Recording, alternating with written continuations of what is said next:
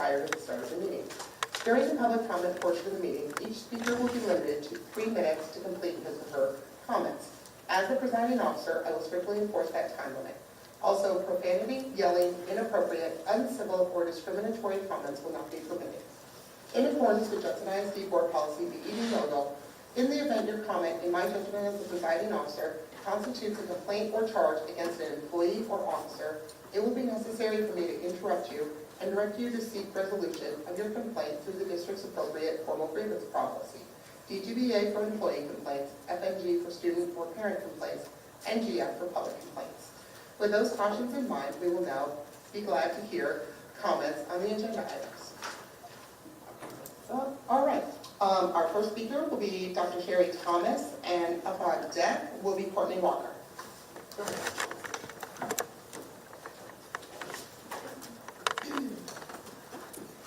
Good evening. I'm here tonight to advocate for the continuation of the Spanish Immersion Program at Wortham Oaks. I want to begin by quoting something Mr. Macias said at the December 9th meeting.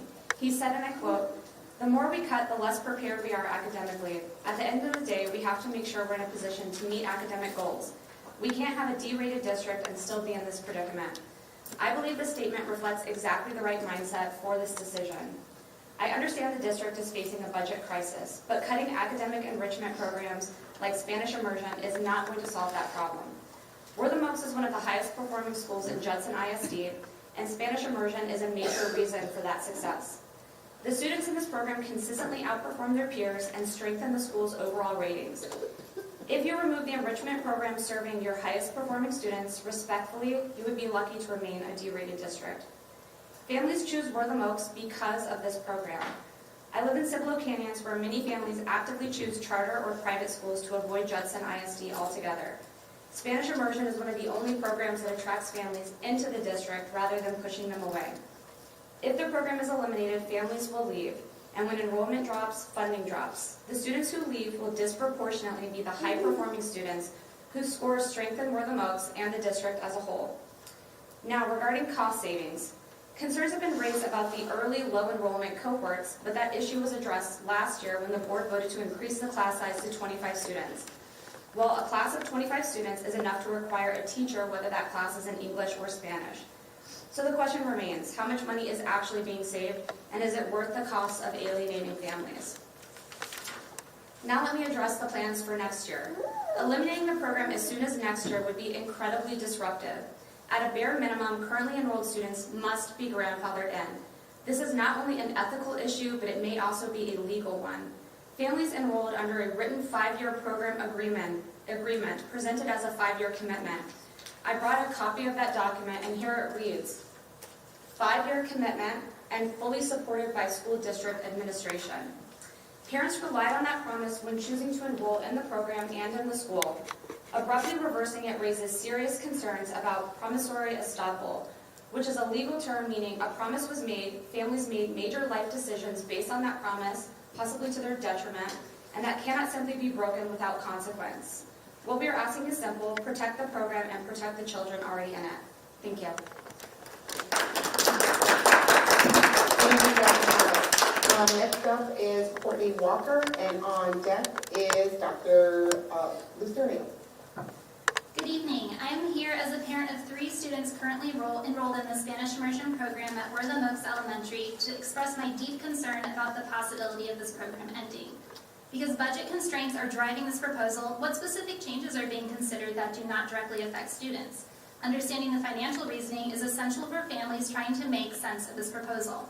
For the Spanish Immersion Program specifically, I would welcome a discussion about potential solutions to generate revenue, such as implementing a reasonable tuition, targeted fundraising, community sponsorships, grants, or other revenue-enhancing options.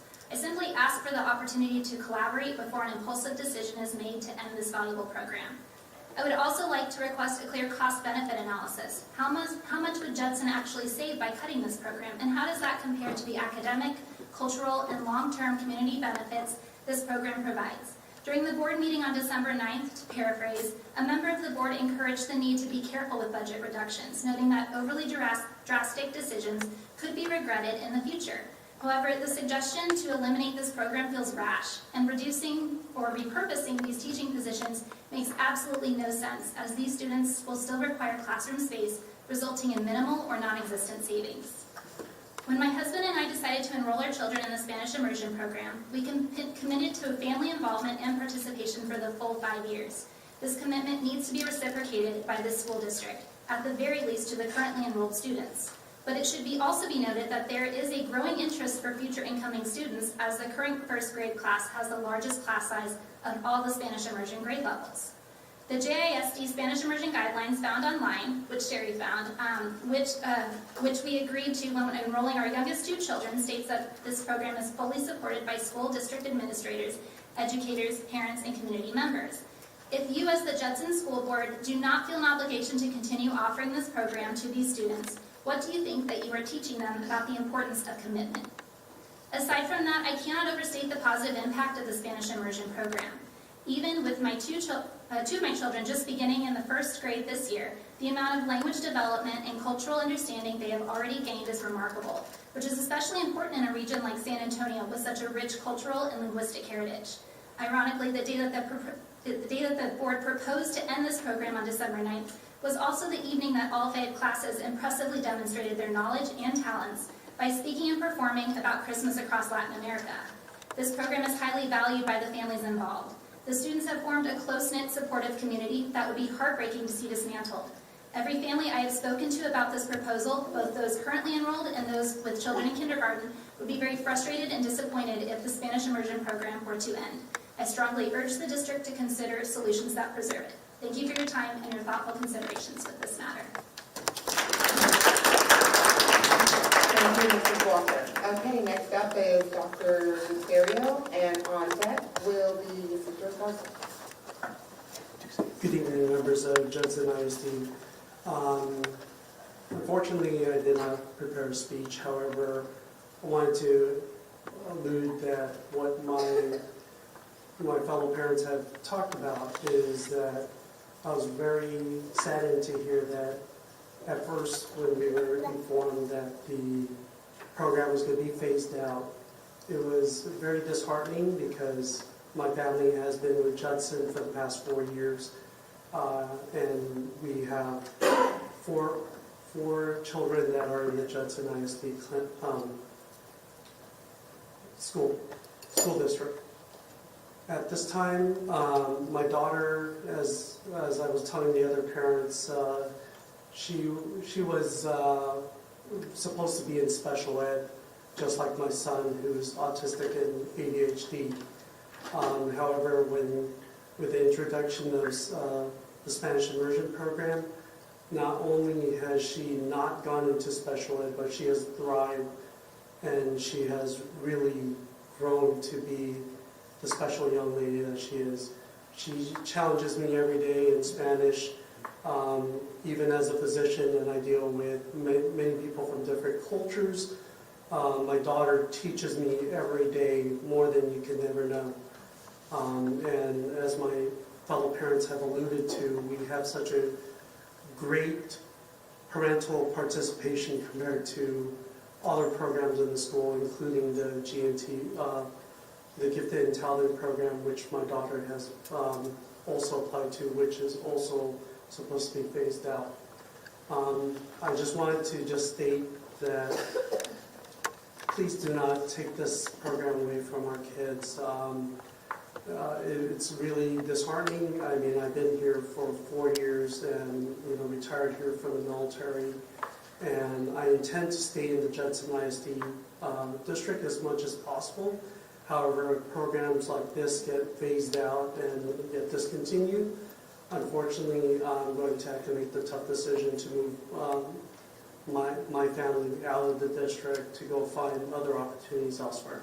Thank you very much. Thank you, Dr. Lucerio.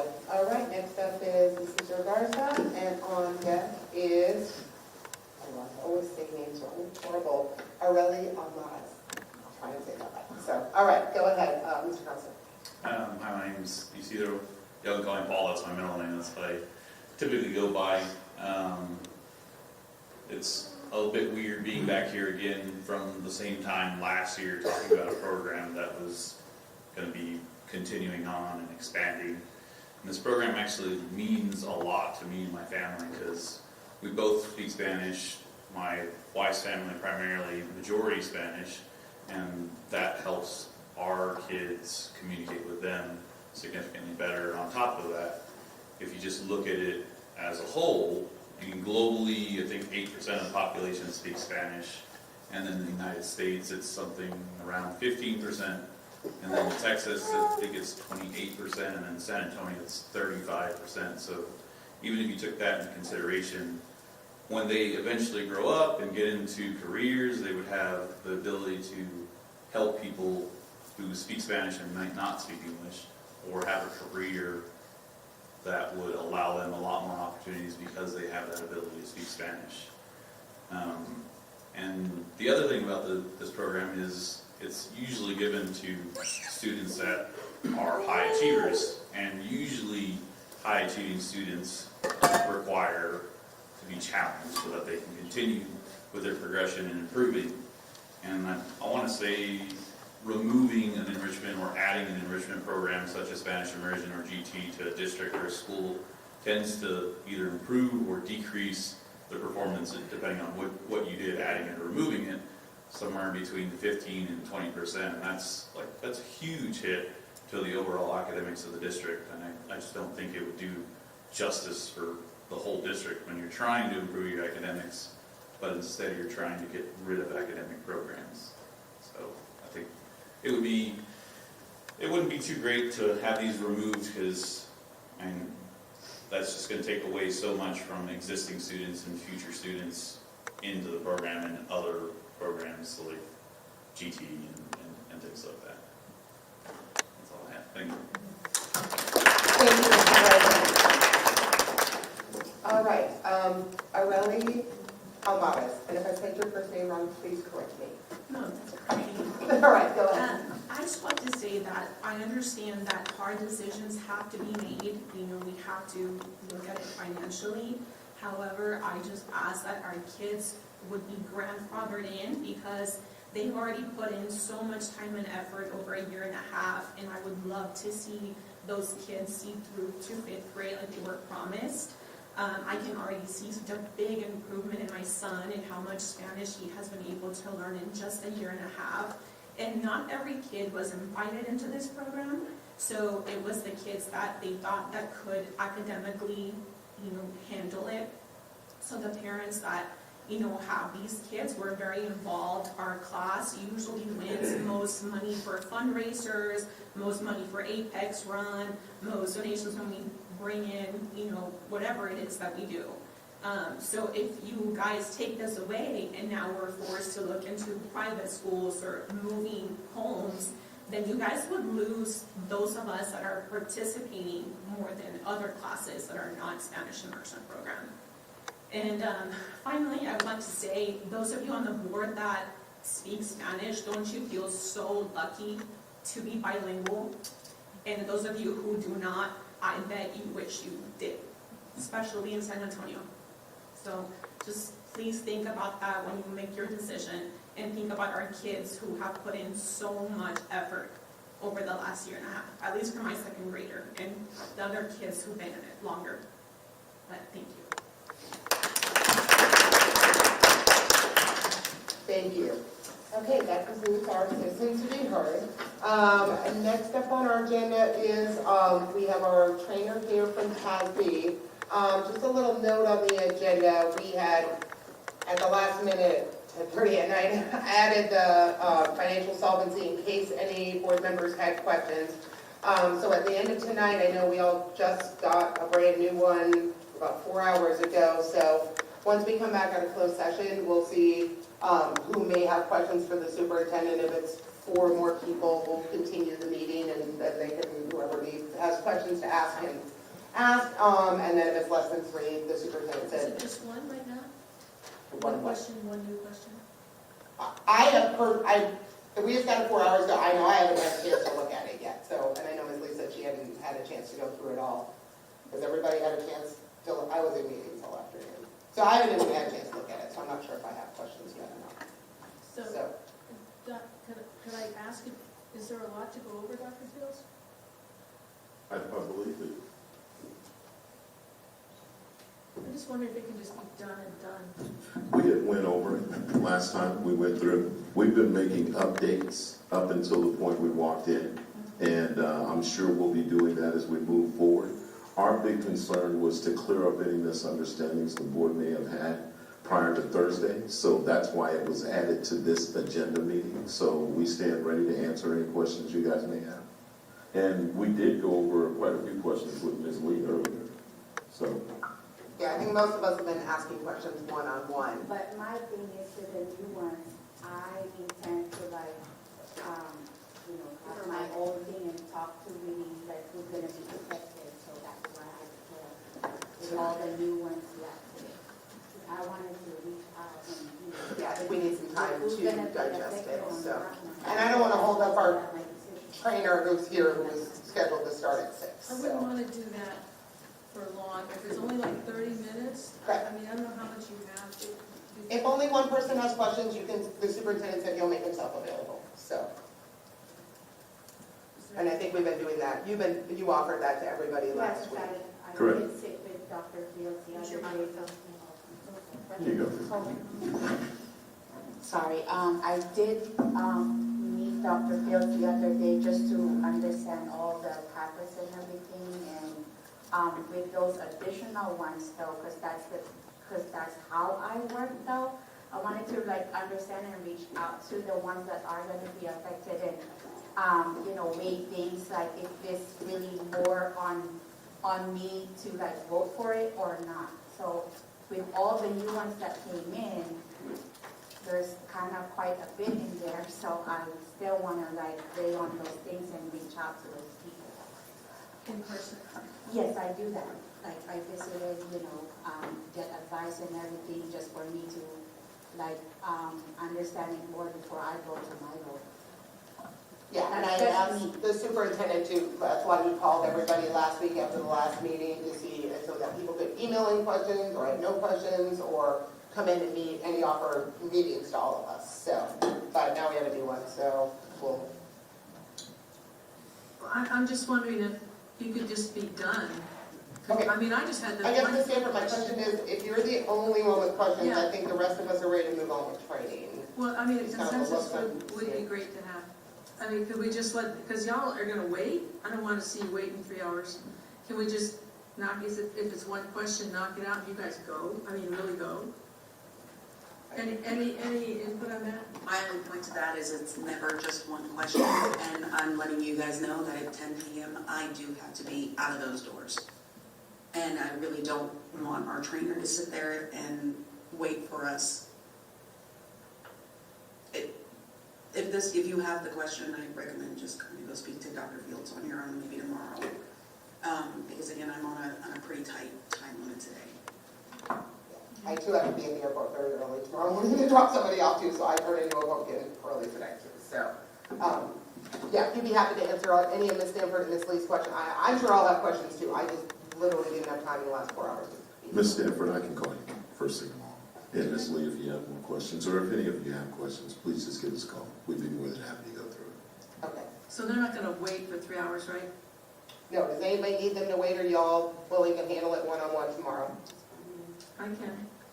Okay, perfect, so that, I don't want the staff to have to stay here, everybody's already here every night this week, so, if they can get out early.